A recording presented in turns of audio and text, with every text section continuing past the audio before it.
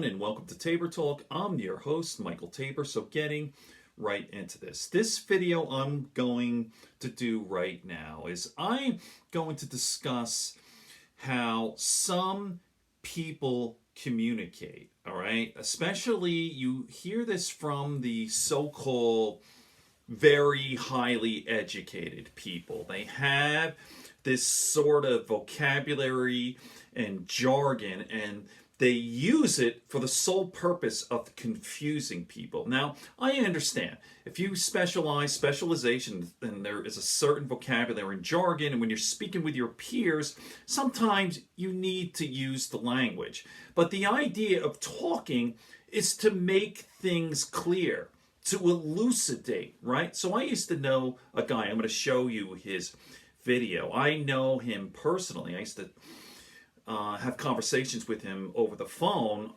on theology. He's a Christian apologist. And I gotta tell you, everything that came out of his mouth was just horse shit. And I listened very carefully. He would say something like, hey, what are the hermeneutic presuppositions of this? Like this. Hermeneutic, let's utilize the Socratic method of hermeneutic presupposition. I go, dude, do you know what the fuck you're even saying? So I actually jotted this down. When you're having a conversation, I don't care if it's the lay person or your peers, you want to be clear. Simplicity. Be clear without losing the essence, right? So I wrote down 4 things, right? When you're communicating and conversing, simplicity, making complicated subjects, complexity, if you will, clear, right? And then essentially distillation, to distill, extract the principles from behind the complicated formulas, if you will. I wrote this down. That sounds kind of, okay. So simplicity, distill, extract the principles behind this complexity. In other words, getting to the heart of the matter, right? I should have just said that.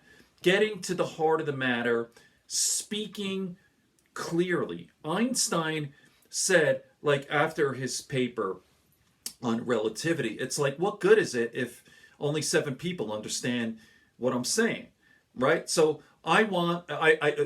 what he called intelligence or effective communication is speaking so that anyone with a high school education will understand it. So let me just play this guy's video here, and you'll see what I'm talking about. I won't give his name, but it's called Studiology. Now, get ready to be confused. Ready?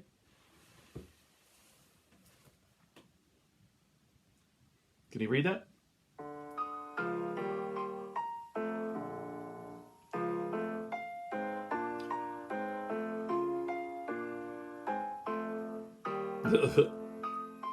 There he is. There are a couple of scenarios that have been very typical, say in American elementary education or middle school education regarding art. And one of the scenarios is that, we all sit in a room and we kind of secretly know that there's some small fraction of us that are, geniuses, let's say, or really gifted, and the rest of us are kind of average. And that's a model that I think I'm really trying to react against. Somewhat in response to that scenario, you can have kind of a craft activities model where... okay, let me just pause this for a second. So I know what he's saying. Like, there are some people that are gifted and some are others. But why does he have to say, that's a model I want to react against? Like, what the fuck are you talking about, dude? I mean, stop with your nonsense. He's trying to be the professor, the intellectual. What a lame ass. Ready? Portfolio or of personal sensibility or what? Even a classroom or studio culture. And instead it's like, let's be nice to each other by not delving into the depths of our own potential or the potential of art. So instead of those 2 kinds of scenarios, actively assessing how Sam is tending to learn today. Granted, we all have tendencies and propensities. Tendencies and propensities. I think that part of making art well and understanding art well is continuing to grow and develop, evolve in terms of becoming multilingual learners. There are a number of quotes that have been inspiring for me where it comes to revisiting wonder and not thinking about, say, Socratic wonder as some Socratic wonder. moldy, dusty thing, but rather something that can really energize our own process of life and of creativity and of The empathy, process of life? of self-discipline and a sense of dignity. Self-discipline and It's sense of tempting dignity. sometimes What the to fuck are you hear talking a about, dude? phrase with the word wonder in it to think of it as a platitude. But what I've found is that in the experiences of these young people, These who young are people. given secure time and space in which to rediscover themselves or maybe discover themselves. Secure time, like, this is just That gibberish. wonder really is an urgent thing for them, and that art just happens to be a one doorway into that. Oh my god. The film's pretty cool, but it's well done, actually.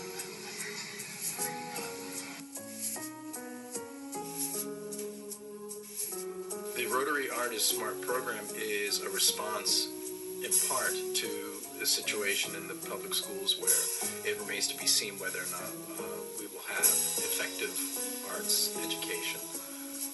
But it also goes beyond that, and it relates to how a real healthy and fresh approach to teaching arts may have super important impacts on individuals and communities. Does anyone know what the fuck he's talking about? Studiology is kind of my nickname for the approach. So much of what I would use with a college group can be brought over to a younger group. Teaching critical thinking by teaching arts.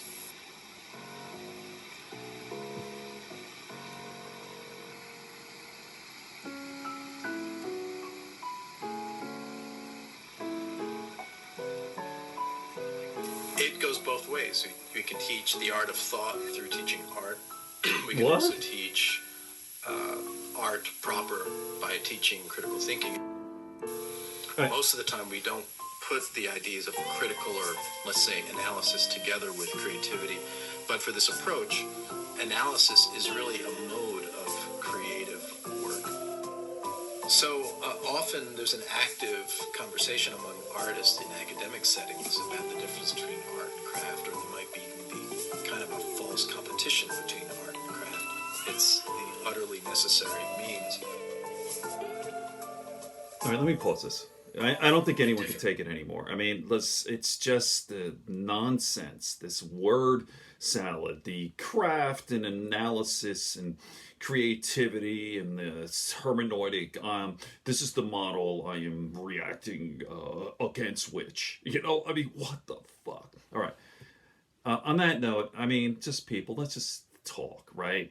Get to the heart of the matter. All right. Good friends, good books, and a sleepy conscience. Peace, love, and understanding here on Taper Talk.